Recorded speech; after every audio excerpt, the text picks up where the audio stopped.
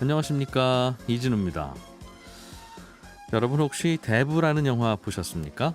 거대한 범죄 조직, 즉 마피아인 이탈리아계 이민자 가문에서 벌어지는 여러 가지 일들을 다루고 있는 영화인데요. 원래 마피아라는 용어는 고립된 섬에서 상부상조하는 조직, 모임을 일컫는 용어였습니다. 그러다가 20세기 초반에 영화에서처럼 미국 뉴욕으로 무대를 옮기고 그 이후에 폭력과 음모가 더해진 우리가 알고 있는 부정적인 이미지의 마피아가 됐다고 하는데, 오늘을 역사 속 경제 이야기 시간에는 이 마피아 경제의 역사적 장면들을 또 들여다보겠습니다. 2차 대전 당시에 독일군의 암호인 에니그마를 해독해서 결국은 연합국의 승리를 지키고 많은 사람들을 구했던 현대 컴퓨터 과학의 시초를 만드는 데 기여한 인물이 있습니다. 영국의 천재적인 수학자 앨런 튜닝인데요. 이 앨런 튜닝의 일대기는 이미테이션 게임이라는 영화로도 제작되기도 했는데, 오늘 체크리스트 시간에는 이 앨런 튜닝의 평전을 함께 읽어보겠습니다. 손에 잡히는 경제 플러스 광고 듣고 시작합니다. 영화 속에서 우리가 만나는 마피아들을 보면 아일랜드 출신, 시칠리아 출신들이 유독 많은 것 같습니다. 그리고 마피아들이 단순한 범죄인들이 아니라 또 때로는 재벌 기업처럼 묘사되기도 하죠. 마피아는 어떻게 돈을 벌고 권력과는 어떤 이해관계로 맺어졌을까요? 오늘 역사 속 경제 이야기 시간에는 마피아와 경제 이야기를 들어보겠습니다. 역사 스토리텔러 썬킴 씨 나오셨습니다. 어서 오십시오. 안녕하십니까, 썬킴입니다. 예, 이게 무슨 뜻이죠, 마피아가? 마피아가 여러 가지 이제 그 설이 있는데 가장 예. 유력한 설은 뭐냐면, 일단 마피아는 아시다시피 이탈리아 반도 앞에 뻥 차는 공같이 생긴 시칠리아 섬 있지 않습니까? 예. 그 시칠리아 방언으로 아주 기세등등한이라는 마피오소라는 말이 있거든요. 거기서 나왔다는 것이 가장 유력한 이 설로 이제 받아들여지고 있습니다. 이 기세등등 마피오소. 거기에서 뭔가 좀 그럼 기세등등한 녀석들 이란 뜻입니까? 그렇죠. 마피아? 네. 아. 마피아 하면은 이제 방금 말씀드린 거와 같이 이제 시칠리아 영화 대부 네. Don Corleone never go against the family가 아니 그것도 유명한 대사지 않습니까? 절대로 가족 배신하지 말라고. Never go against the family, Corleone. 멋있다. 감사합니다. 그라치. 마피아의 고향은 그 시칠리아 섬이 맞습니다. 예. 시칠리아 섬이 맞는데, 왜 하필이면 그 수많은 지역 가운데서도 이탈리아 가운데서도 시칠리아 섬이 마피아의 고향인가 보면은, 그 시칠리아 섬의 위치를 보시면요, 지중해의 정 가운데 센터에 있어요. 정확하게 가운데. 대항해 시대 때만 하더라도 지중해를 장악하는 자가 전 세계 무역을 장악을 했었거든요. 그래서 그 말은 뭐냐면, 지중해를 장악하기 위해서는 시칠리아 섬을 장악을 해야 돼요. 무역의 중심지가 되기 때문에. 그래가지고 고대 그리스 때부터 수많은 외세의 침략이 있었거든요. 시칠리아 섬에. 주인이 굉장히 많이 바뀌었어요. 예. 포에니 전쟁 때는 뭐 카르타고, 로마, 나중에는 비잔티움, 뭐 이슬람 세력, 스페인 등등 계속 주인이 바뀌다 보니까. 축구공이었군요, 진짜. 그렇죠. 서로 패스하면서. 이런 식으로 또 스포츠와 엮어버리시네. 네. 존경스럽습니다, 진짜. 다른 데 가서 써도 되죠, 제가. 그렇게 하십시오. 알겠습니다. 예. 그러다 보니까 이렇게 외세의 침략으로 괴로움을 당하다 보니까 시칠리아 주민들은 똘똘 뭉친 거예요. 우리끼리라도 뭉쳐서 우리가 잘 살자. 이제 이런 그 멘탈리티가 생긴 거예요, 시칠리아 섬 주민들이. 그래서 예. 행정 공권력도 믿질 않고 뭐 경찰도 믿질 않고 다 믿질 않고 믿을 수 있는 건 가족밖에 없다. 똘똘 뭉치자. 예. 그래가지고 생긴 게 이제 마피아 패밀리인데 이런 신조가 생겼어요. 문제가 생길 경우에는 시칠리아 그 가족들, 네. 돈 꼴리오네 패밀리도 실제로 시칠리아에 있는 가족 단위 이름이거든요. 예. 문제가 생겼을 때는 절대로 공권력에게 문의하지 말고 가족에게 문의해서 해결하라. 그리고 가족 비밀을 절대로 외부에 발설하지 말라라는 불문율이 생긴 게 아직도 마피아 전통이거든요. 아하. 만약에 가족의 비밀과 가족의 어떤 그 정보를 외부에 발설하면 배신자로 너를 처단한다. 아하. 이거 아직도 마피아의 그 전통이 된 거죠. 예. 이 전통이 이어오다가 마피아가 우리가 이제 알게 된 것은 뉴욕에 있는 이탈리아 마피아 때문에 그렇지 않습니까? 네. 그러면 마피아들은 시칠리아 섬에 있던 마피아들은 왜 셔마 미국으로 건너가게 됐을까? 뭐 유럽에 있는 많은 분들이 어찌어찌 하다가 미국으로 건너간 거 아닙니까? 특별한 이유가 있어요? 시칠리아 마피아 같은 경우는 그 결정적인 계기가 있었어요. 1920년대 이제 무솔리니가 예. 이 이탈리아에 집권을 한 다음에 이제 파쇼 정부, 파시스트 정부를 예. 만들잖아요. 예. 전 이탈리아는 내 땅이다. 음. 이제 무솔리니가. 그래서 약간 준 황제가 돼가지고 전국을 이제 순시를 해요. 네. 당연히 시칠리아 섬도 순시했겠죠. 가니까 뭐라고 얘기했냐면 시칠리아 섬에 당시 시칠리아 섬은 이제 거의 마피아가 자치를 하고 있던 상태였거든요. 예. 시장도 마피아 출신, 경찰국장도 마피아 출신다 이런 식으로. 무솔리니가 온다고 하니까 건방지게 무솔리니한테 이렇게 얘기한 거예요. 와서는 당신 경호원 데려오지 말라. 우리 마피아가 당신 경호를 다 해주겠다. 경호원 데려오지 말고 와서는 우리 마피아 시칠리아 법대로 의전을 해라. 여기에 무솔리니가 격분을 해버립니다. 대 무솔리니를 감히 저딴 식으로 지금 대우를 한 거냐? 시칠리아 섬에 있는 마피아를 대대적으로 단속을 하기 시작해요. 조금이라도 마피아의 마짜같이 보이는 사람들은 재판도 없이 잡아가지고 바로 그냥 처형시켜버려요. 그랬어요? 그렇습니다. 그래가지고 예. 어쩔 수가 없이 마피아, 그 시칠리아 섬에 있던 마피아 가족들이 뭐 돈 꼴리오네 패밀리 등등등이 당시가 이제 1910년도, 20년도가 방금 아까 말씀하신 것처럼 이제 유럽에서 네. 이제 라틴 아메리카 계열, 뭐 이탈리아든지 스페인이라든지 대거 미국으로 신대륙으로 이제 이주를 하던 때였거든요. 예. 우리도 건너가자. 살기 위해 가지고. 예. 그래서 다들 뉴욕행 배를 탑니다. 그래서 시칠리아 마피아들이 1920년대부터 뉴욕으로 건너가게 된 거죠. 아, 그렇게 해서. 그런데 그 전에 뉴욕에 와 있던 텃세를 부리던 다른 마피아가 있었어요. 마피아라기보다 다른 폭력 조직들. 갱들이 있었거든요. 예. 그 갱스 오브 뉴욕이라고 마틴 스콜세스 감독의 영화를 보면은 이탈리아계 마피아 말고 다른 마피아가 등장을 해요. 갱단. 아일랜드계 마피아. 아, 예. 우리는 영화 대부를 통해 가지고 이제 그 이탈리아계 마피아가 가장 뭐라고 할까 잔인한 마피아로 알고 있는데 네. 실제로는 미국 현지에서는 가장 잔인한 이 갱단은 아일랜드계 갱단이라고 생각을 해요. 거기도 마피아라고 불러요? 그냥 갱이죠. 예. 아일랜드 갱단이 원래 이제 뉴욕에 이미 정착을 했었던 게 그 이유가 뭐냐면 아일랜드는 700년 동안 영국의 식민지였죠. 영국 참 못됐어요.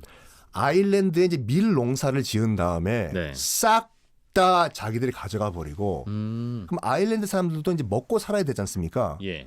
당시에는 이제 유럽 대륙에서는 먹지 못하고 관상용으로 그냥 기르던 감자를 심게 한 거예요. 네. 근데 문제가 1840년도에 그 유명한 이 감자 역병이 돌아버려요. 아일랜드에. 아하. 그래서 가뜩이나 먹고 살 게 없는데 예. 유일하게 먹고 살 만한 감자도 예. 역병으로 다 썩어버리니까 공식적으로 아일랜드인이 150만 명이 굶어 죽거든요. 아. 1940년도 그 대기근 때. 예. 이래 주구나 저래 주구나 아일랜드인들이 지금 뭐 저기 대서양 건너에 예. 미국이라는 새로운 뭐 국가가 건국됐다고 하니까 거기 가서 뭐라도 해보다 죽자 예. 해서 공식적으로 100만 명의 아일랜드인들이 눈물을 흘리고 미국행 배를 타요. 아, 많이도 갔네요. 많이 갔죠. 예. 그래서 뭐 보스턴, 뉴욕 등등에 도착을 했는데 이미 미국이란 나라는 영국계가 그 건국한 나라잖아요. 네. 아일랜드계가 오니까 약간 너희들도 왔냐? 왜 왔냐? 약간 2등 시민 취급을 한 거예요. 근데 요걸 그린 게 영화 톰 크루즈랑 니콜 키크드만이 나온 예. 그 Far and Away. 그러니까 고 시대를 그린 영화거든요. 약간 서브휴먼 2등 시민 취급을 한 거예요. 그러다 보니까 이제 뉴욕에 도착한 아일랜드인들이 영국인들 텃세 때문에 취직도 안 돼. 바다 건너왔는데 먹을 것도 없어. 네. 우리 뭐 하지? 우리끼리 똘똘 뭉쳐가지고 깽단 만들자. 해가지고 만들어진 것이 뉴욕의 아일랜드 깽단이에요. 아하. 마피아의 역사를 보면은 거의 대부분 미리 와 있던 아일랜드 갱단과 후속 뒤에 들어왔던 이탈리아 시칠리아계의 마피아의 세력 싸움이에요. 항상. 어려운 사람들끼리 만났네요. 그렇죠. 근데 그 감자 대기근 때 아일랜드에서 건너왔던 아일랜드 이민자 네. 그 중에 그 배에 타고 있던 한 젊은이가 있었어요. 독을 품었어. 내 반드시 신대륙에 가가지고 나는 못 배웠지만 우리 집안 내 아들 우리 손자 증손자만큼은 최고의 교육을 시켜가지고 신대륙을 지배하게 만들겠다. 두고 봐라 이 영국인들. 그 사람의 이름이 케네디였어요. 케네디는 미국 대통령 했던 그 케네디 아닙니까? 맞습니다. 그 가문이에요. 케네디의 그 조상이. 그래서 그 배를 타고 왔던 그 젊은 케네디의 증손자가 나중에 존 F 케네디예요? 존 F 케네디가 됩니다. 그렇군요. 근데 존 F 케네디 얘기 나온 김에 케네디도 이거 여러 가지 설 중에 하나예요. 마피아가 암살을 했다는 설도 있거든요. 있어요? 케네디의 암살 배후가 마피아다? 미국 정부가 작년에는 그 UFO의 실체를 인정을 했지 않습니까? 네. 뭔진 모르지만 있긴 있다. 여러 가지 그 설 가운데 그 음모론 가운데서 아직까지 미국 정부가 공식적으로 대답을 안 내놓은 것이 딱 하나가 이거예요. 케네디 암살설, 배후설. 그 당시에 뭐 오즈왈드라는 분이 잡혔잖아요. 암살범으로. 잡혔다가 바로 이틀 후에 죽죠. 예. 이게 참 여러 가지 설이 있는데 일단 케네디가 1963년도 11월 22일에 예. 그 자기는 민주당 소속이고 이제 공화당 이제 63년도니까 다음 해에 또 재선 캠페인을 해야 되거든요. 예. 자기가 열세인 텍사스 달라스 지역에 가가지고 이제 유세를 하려고 도착을 해요. 달라스의 공항에. 예. 처음에는 방탄차를 타고 시가 행진하려고 했는데 왠지 갑자기 무게차로 가자고 해요. 네. 오픈카로. 예. 그래서 1963년 11월 22일 12시경 오픈카를 타고 달라스 중심가인 엘름가를 지나가는데 앞에 있던 6층짜리 책 창고 건물 6층에서 예. 총성이 한 발 울립니다. 탕! 예. 이게 웃기는 게 뭐냐면 총소리가 나면 기본 상식으로 경호원이 네. 대통령을 덮쳐야 돼요. 예. 아니면 운전하고 있던 운전수가 차를 빨리 몰고 돌진하든지 탕! 그 기록 영상이 남아있는데 예. 총소리가 들렸음에도 불구하고 경호원들은 가만히 있고 운전수는 앞만 보고 운전해가요. 잘 안 들렸나 보네요. 아니요. 그 비디오 카메라에 녹화될 정도로 컸어요. 두 번째 총성이 울려요. 탕! 첫 번째 총알은 비껴갔어요. 네. 두 번째가 존 F 케네디의 목을 관통을 해요. 예. 거기에 이상한 걸 느꼈던 그 제클린 여사가 케네디를 쳐다봅니다. 그때도 운전수는 그대로 앞으로 직진. 경호원도 가만히 있고. 세 번째 총알이 탕! 또 발사돼요. 이게 존 F 케네디의 머리를 관통해서 치명상을 입힙니다. 네. 그럼에도 불구하고 가만히 있어요. 왜 그럴까요? 왜 그랬을까요? 이제 그게 여러 가지 음모설이 나오는 게 그건데 어쨌든 이 케네디가 쓰러진 다음에 이것도 음모론 중에 하나가 포함되는 게 두 번째 총탄 목을 관통했던 것은 오른쪽. 네. 세 번째 머리를 통과했던 총알은 왼쪽. 서로 다른 방향에서 날아왔거든요. 적어도 2명 이상의 스나이퍼가 있었다라는 가설이 가능한 거죠. 아하. 오스왈드 방금 말씀하셨으면 예. 이틀 후에 오스왈드를 당시에 이제 달라스에 있던 구치소에서 예. 한 단계 업그레이드된 텍사스 구치소로 이제 이감을 하는 과정에서 갑자기 생방송이 되고 있었어요 그때요. 네. 미국 전역에. 그렇겠죠. 예. 잭 루비라는 달라스에 있는 나이트클럽 사장이 갑자기 오스왈드에 다가가서 팡팡 총을 쏴서 오스왈드를 죽여버려요. 와우. 와우. 핵심 증인이 없어져 버린 거예요. 그냥 난 제가 싫어서 죽였다. 이것도 말이 안 되는 게 뭐냐면 당시에는 민간인들이 그 자리에 못 들어갔어요. 기자들만 철저히 몸검 수색 다 한 다음에 들어간 상태였는데 네. 나이트클럽 사장이 거기에 들어가 총 가지고 말도 안 되는 거다. 여러 가지 그래서 음모설이 영화로 만들어지기도 했죠. 그렇죠. 그 올리버 스톤 감독의 JFK라고. 예. 근데 그 잭 루비라는 나이트클럽 사장이 1967년도에 교도소에서 사망을 하는데 죽기 전에 유언이 이거였어요. 내가 죽으면 너희들이 궁금하는 거 절대 이제 알 수가 없다 역사적으로. 이 말을 남기고 죽습니다. 와, 뭔가 있다는 암시네요. 내가 죽으면 너희들은 절대 모른다. 야. 근데 조사를 해보니까 이게 당국이 조사한 건 아니라 여러 가지 이제 그 음모론자들이 네. 조사를 해보니까 이 잭 루비라는 나이트클럽 사장과 관계가 있던 것이 이탈리아 마피아였대요. 하긴 나이트클럽과 마피아는 늘 관계가 있을 가능성이 높죠. 높죠. 예. 근데 그게 이것도 음모론인데 당시 어떤 상황이냐면 존 F 케네디가 대통령, 당시 법무장관이 누구였냐면은 케네디의 동생이었던 로버트 케네디가 법무장관이었거든요. 네. 엄청난 마피아 단속을 하고 있었어요. 우리 범죄와의 전쟁과 같이. 이것도 음모론인데 그래서 마피아에서 동생을 죽이기보다는 차라리 형을 죽여가지고 동생에게 좌절감을 주자.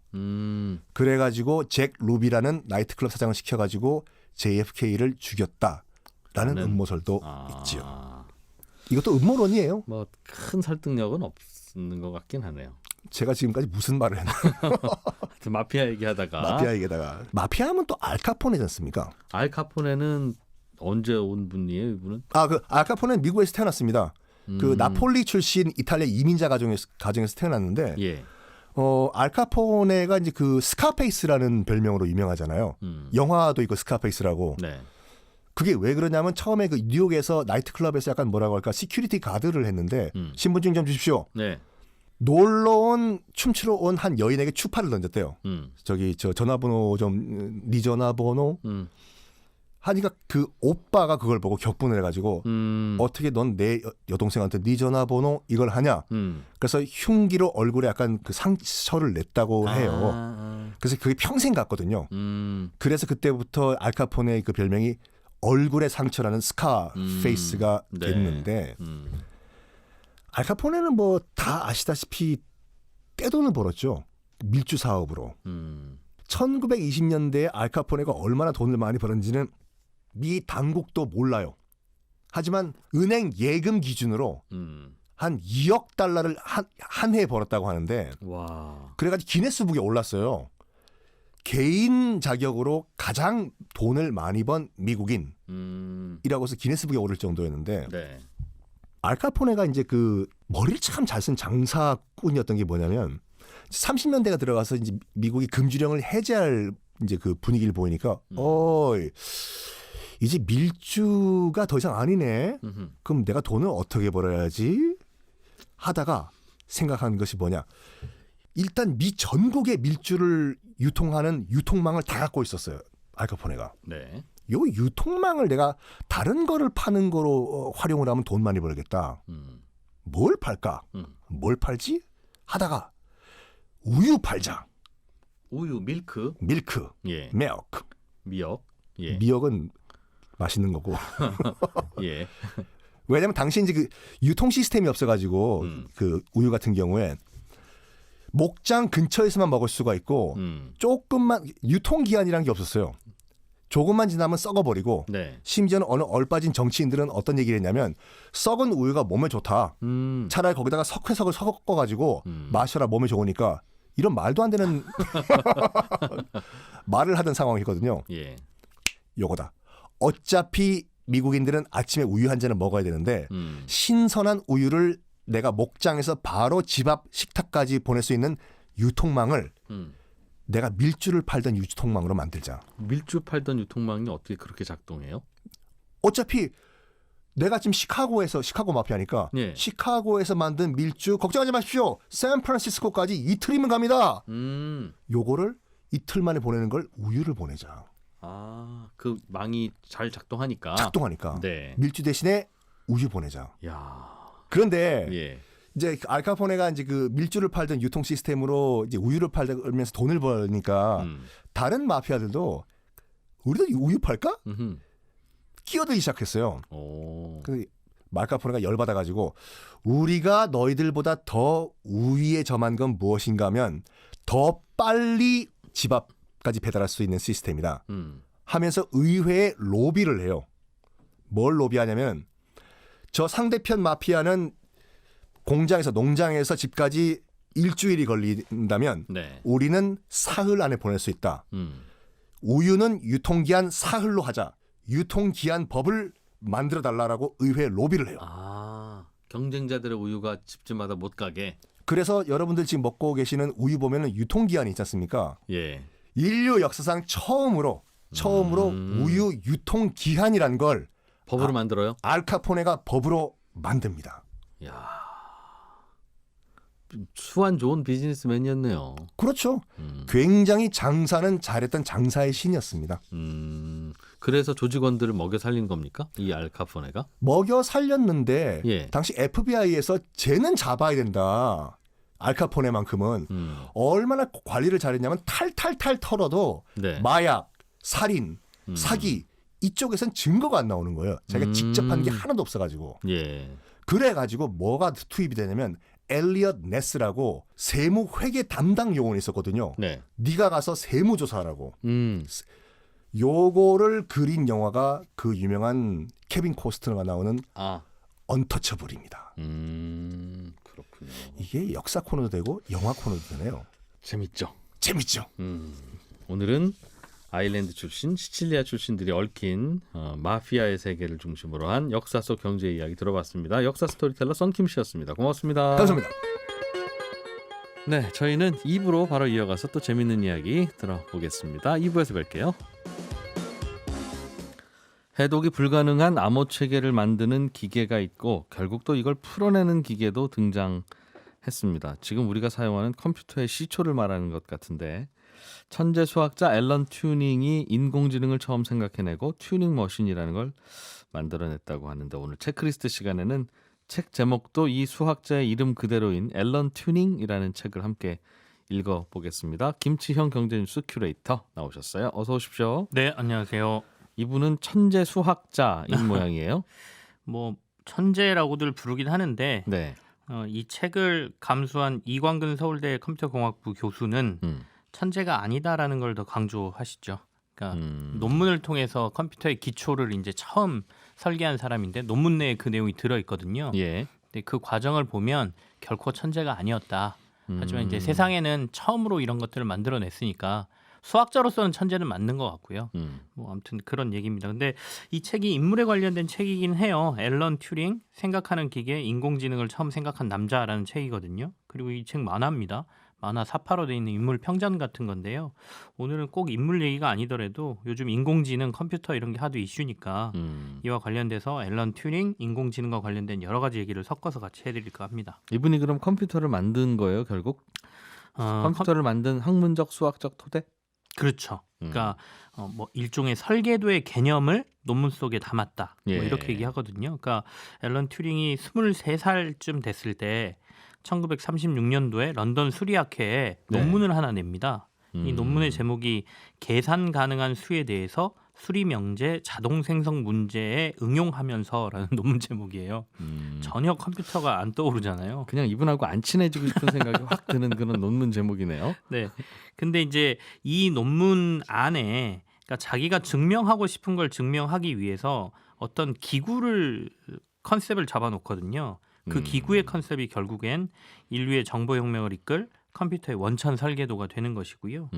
이 기초적인 장치를 이 논문 속에서는 튜링 머신이라고 표현을 했고 네. 이 튜링 머신을 전부 통칭하는 표현으로 유니버셜 머신이라고 표현을 해놓습니다. 그러니까 이 유니버셜 머신을 우리말로 뭐 풀이를 해보면 만능 기계 뭐 이 정도로 풀이할 수 있겠죠. 그게 지금의 컴퓨터고 네, 그런 이분은 셈입니다. 컴퓨터의 개념에 대해서 처음 연구하니까 그걸 만들면 사람들이 뭐라고 부를지는 아직 모르는 상태니까 네, 그때 본인이 그랬죠. 스스로 그래서 유니버설 머신이라고 이름을 붙였었군요. 네, 그렇습니다.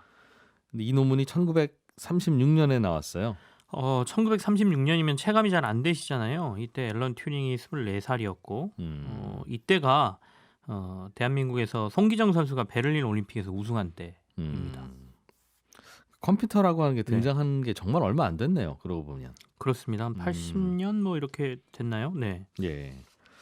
그러면 이 당시에 상상했던 컴퓨터의 구조가 결국은 진화해서 오늘날의 컴퓨터가 됐다는 건데 네네. 어떻게 생긴 거였어요? 이 앨런 튜링이라는 분이 상상하고 뭐 생각했던 컴퓨터는? 이게 그 저희가 생각하는 어떤 모습이 아니고요. 예. 어떻게 보면 기본 베이스 설계도라고 말씀드렸지 않습니까? 그러니까 외형적인 것보다는 근본 틀을 잡았다 이렇게 표현하는 게 맞을 것 같은데요. 보통 예. 이진우 기자께서는 컴퓨터 하면 어떻게 정의를 하시나요? 진짜 어려운 질문인데 네, 누군가에게는 게임기인 거고 네네. 누군가에게는 세상과 연결되는 뭔가 그냥 정보 습득 기계인 거고 네, 그거를 통칭할 수 있는 뭔가의 정의가 있을 거 아닙니까? 하여튼 네, 그 기계한테 뭘 시키는 거죠. 그렇죠. 예, 우리가 뭘 시켜서 아무튼 결과를 내게 하는 건데 네, 계산이든 뭐든. 네, 그렇게 정의를 하십니까? 대충은 맞는데요. 예. 여기서 말하는 앨런 튜닝이 처음에 설계했던 이 근본 틀에 보면 이게 핵심이었던 것 같아요. 저도 이걸 들으면서 이게 컴퓨터를 다른 기기들하고 구별할 수 있는 방법이구나라는 생각을 했는데 언어를 통해서 기계를 통제한다는 거. 그러니까 제가 이제 언어라는 표현을 쓰니까 고개를 갸우뚱하실 수도 있는데 네. 소프트웨어가 결국엔 언어고요.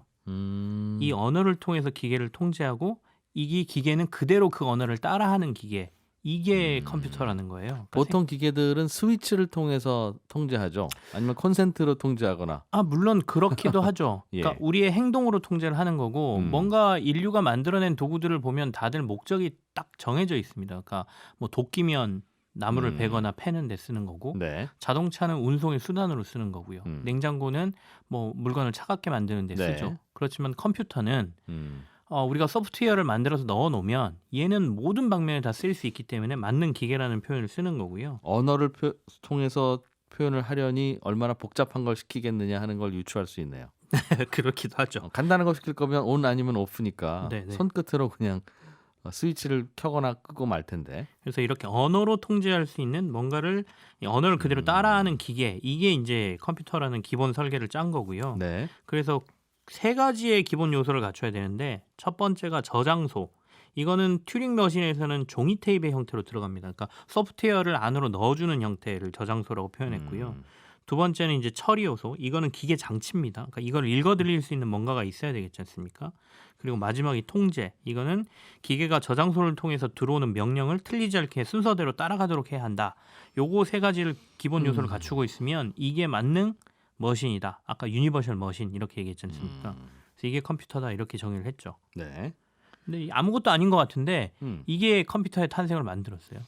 설명 들어보면 그게 컴퓨터를 설명하는 것 같기는 해요. 네네. 그리고 생각해 보니 이런저런 복잡한 거를 우리가 어떤 기계한테 시킨 게 네. 사실상 이게 처음이겠구나.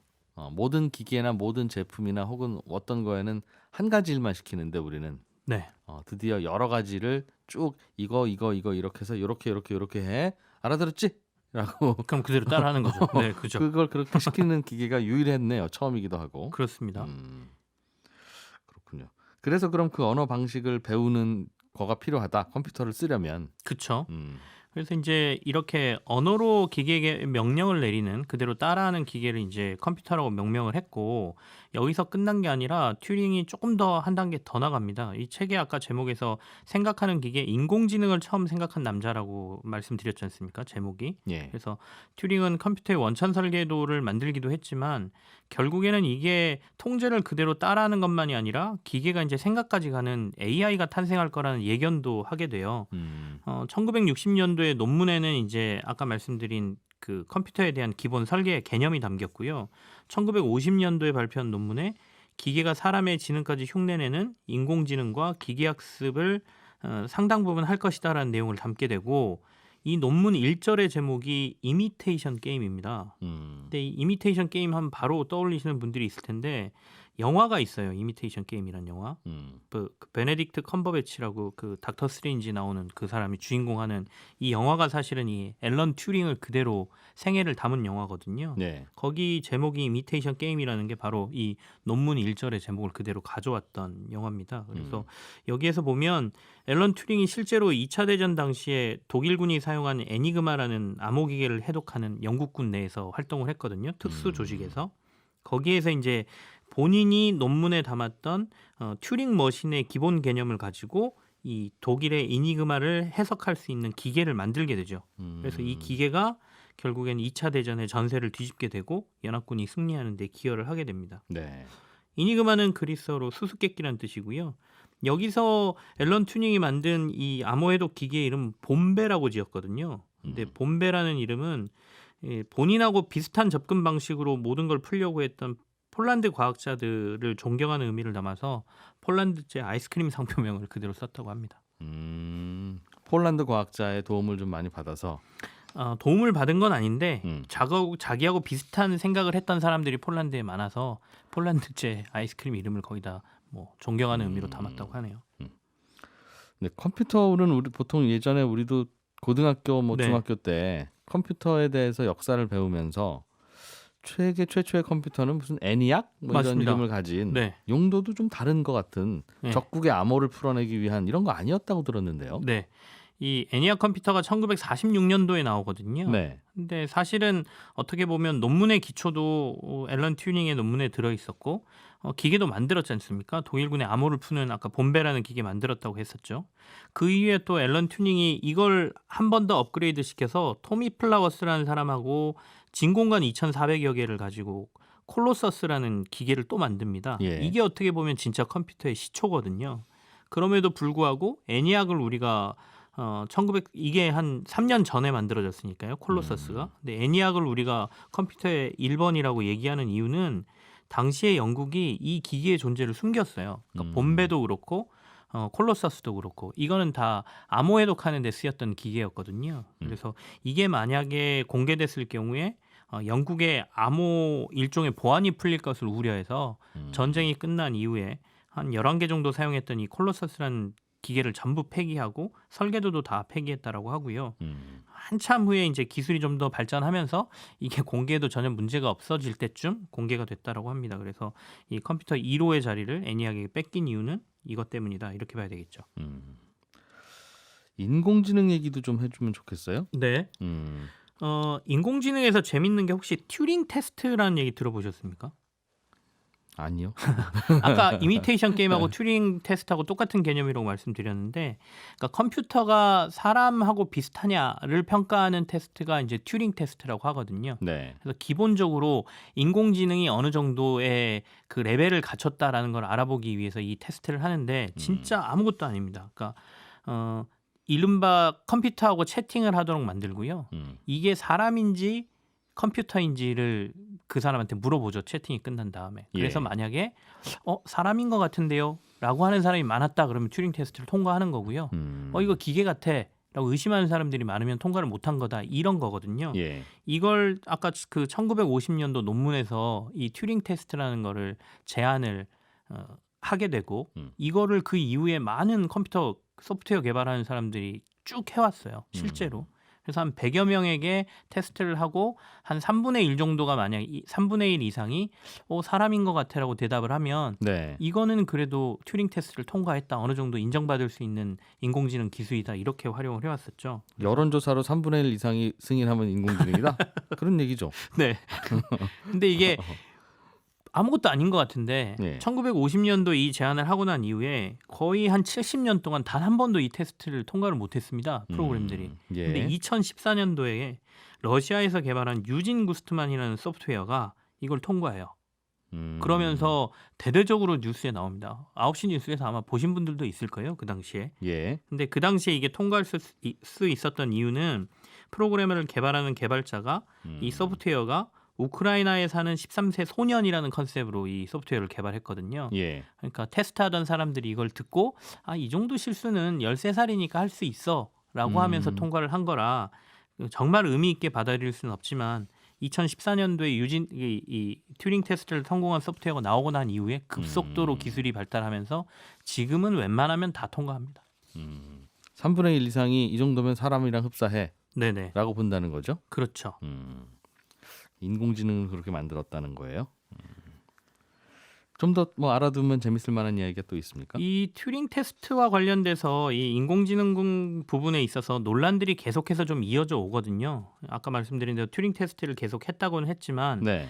이거는 말도 안 되는 그 제안이다라고 공격했던 과학자가 있습니다. 버클리의 존설 교수라는 사람인데요. 이게 어떻게 인공지능을 우리가 뭐 수준이 있다 없다 레벨을 평가할 수 있느냐 그러면서 그거를 반증하는 방법으로 중국어방 논증이라는 걸 제안을 합니다. 이건 뭐예요? 뭐냐면 예. 중국인이 있고 예. 어떤 방 안에 모르는 사람이 들어가 있습니다. 네. 그 중국인이? 아니요. 어떤 사람이 들어가 있어요. 네. 근데 이 중국 사람이 쪽지를 써서 중국어로 쪽지를 써서 그 방 안에 넣어주면 네. 거기에 대한 대답을 그 안에서 다시 주죠. 중국어로. 근데 그 중국인이 그 쪽지를 다시 받아보고 네. 이 안에 진짜 중국인이 있네? 라고 하면 그게 진짜 그 안에 중국인이 있는 거냐. 네. 모범 답안을 갖다 놓고 막 찾아본 다음에 네. 써서 그냥 내줘도 이거 안에 중국인이 있구나라고 생각할 수 있는 거 아니냐. 아, 그러니까 그동안 이 정도면 인공지능이 아닙니까? 3분의 1 이상이 그렇다고 했는데 네. 라는 게 미리 정해놓은 답을 해주는 게 아니냐. 네, 말도 안 된다는 거죠. 그래서 이렇게 반증하는 중국어방 논증이라는 것도 존설 교수가 주장을 했었다. 관련된 재밌는 얘기도 전해드립니다. 하필 여기에 왜 중국이 등장했을까요, 괜히? 중국말은 어렵다 이런 게 좀 있었겠죠. 외국 사람들에게. 네. 그런데 컴퓨터가 중국어를 하다니 정말 대단한 컴퓨터다라고도 네. 볼 수 있으나 그렇습니다. 미리 이렇게 물으면 이렇게 답하고 저렇게 물으면 저렇게 답하고가 미리 정해져 있다면 네. 그냥 이게 무슨 컴퓨터냐 라는 얘기군요. 처음에 우리 휴대폰이랑 대화를 하는 뭐 쉬리? 네네. 뭐 이런 거 나왔을 때도 우리 의심했었잖아요. 네네. 이런 질문을 하면 이렇게 답하는 걸로 미리 짜여 있던 거 아닌가? 라는. 그래서 나중에 여기에 대해서 또 반론이 제기되는데요. 이거는 시스템 논변이라고 하는데 예. 설령 그렇다 하더라도 그 안에서 완벽한 답이 나왔다라고 하면 이거는 레벨이 어느 정도 사람에 가깝다 또는 인공지능이 굉장히 올라왔다라고 우리가 인정해 주는 거 아니냐. 예. 사람도 뇌 어느 한 곳에서만 예를 들어 그 생각을 하는 게 아니라 전체적으로 종합해서 결론을 내놓기 때문에 기계라는 것도 안에서 다양한 것들을 판단을 해서 정확한 답을 내놨다면 그거는 인공지능으로 인정해도 된다. 또 이런 철학적인 논쟁을 벌이기도 하죠. 그리고 튜링 테스트와 관련해서 굉장히 재밌는 것 중에 하나가 아까 사람들에게 이게 기계냐 인간이냐를 묻는다 그랬잖아요. 예. 채팅을 해보고. 예. 근데 이건 확실하게 인간이야. 100% 인간이야라고 하는 사람들도 있었겠죠. 어떤 거에 비하면. 예. 그러면 도대체 사람들은 뭘 보고 100% 인간이라고 했을까? 라고 해서 이 100% 인간이라는 것만 데이터를 수집해서 특징을 또 이렇게 책으로 낸 사람이 있거든요. 예. 그래서 보면 이걸 그래서 특별인상이라고 해가지고 따로 뭐 상을 지급하기도 했다라고 하는데 정말 인간이라고 사람들이 얘기했던 것 중에 감정 기복이 정말 심하거나 짜증을 내거나 이런 것들은 기계 아니다. 이거는 분명히 인간이다. 이렇게 사람들이 택했다고 하고요. 여기서 조금 의미 있는 거는 인간다운 거는 네. 불복종하는 자세. 모든 걸 의심스러워하는 자세 이런 것들에서 이건 인간이다라고 했다고 하니까 어떻게 보면 가장 인간적인 특징은 일종의 불복종하는 자세, 뭔가를 의심하는 자세 이게 인간의 특징이라고 볼 수 있겠죠. 그렇군요. 컴퓨터의 역사와 관련한 책하고 비슷하게 느껴지는데 그런 건가요? 제가 소개해드리는 책은 진짜 앨런 튜닝의 일대기를 그린 뭐 전기 같은 책입니다. 예. 태어나서 죽을 때까지의 얘기를 하는 책이고요. 예. 그 안에 중간중간에 제가 논란이나 이런 것들은 다른 것들을 좀 섞어서 전해드린 거고요. 그리고 또 하나 이 앨런 튜링하고 재밌게 엮을 수 있는 얘기 중에 하나가 그 애플의 사과, 그러니까 애플의 로고가 사과지 않습니까? 네. 기억하시겠지만 옛날에는 애플 사과가 그 무지개색으로 이렇게 돼 있었어요. 초기에. 초기 로고는 그랬죠. 그렇죠. 그래서 네. 앨런 튜링하고 관련이 있다라는 설이 있거든요. 그 애플 회사의 로고가? 네. 왜요? 그러니까 스티브 잡스가 예. 앨런 튜링을 굉장히 존경했고 그걸 따라서 앨런 튜링이 동성애자였습니다. 네. 그래서 그 동성애자를 상징하는 무지개 마크와 마지막에 앨런 튜링이 자살을 하거든요. 근데 자살할 때 독사과를 먹고 자살을 합니다. 그래서 한 입 깨문 이 사과의 모양이 앨런 튜링의 그걸 받아들였다라는 설도 있습니다. 되게 그거 아니면 그렇게 안 만들었을 것 같은 아주 그럴듯한 이야기네요. 근데 뭐 다른 설들도 있죠. 왜냐하면 그 여러 가지로 봤을 때 애플이 꼭 그것만 따라했다는 건 아니고 이건 설이니까요. 애플을 보면 회사의 로고나 회사 이름은 네. 정말 아무렇게나 짓고 아무렇게나 그려도 관계없다. 네. 그게 무슨 의미냐는 걸 보여주는 아주 전형적인 사례 같아요. 두 가지 설이 더 있는데요. 애플의 그 로고에 대한 거는 네. 하나는 그 성경에 나오는 선악과, 그러니까 아담과 하와가 애플을 한 입 물어먹은 거, 예, 뭐 예. 그것 때문에 했다라는 설이 하나 있고요. 또 하나는 아이작 뉴턴이 사과 떨어지는 걸 보고 중력을 알아냈잖아요. 예. 그래서 획기적인 아이디어를 사과로 채용했다라는 설이 있으니까 네. 꼭 앨런 튜링만 가지고는 정확하게 뭐 애플에서 얘기한 건 아니니까요. 스티브 잡스가 들으면 웃을 수도 있겠어요. 나는 그냥 대충 만들었는데. 네. 김치형 경제뉴스 큐레이터였습니다. 고맙습니다. 네, 감사합니다. 예, 저는 내일 아침 8시 30분에 손에 잡히는 경제에서 또 인사드리러 오겠습니다. 이진우였습니다. 고맙습니다.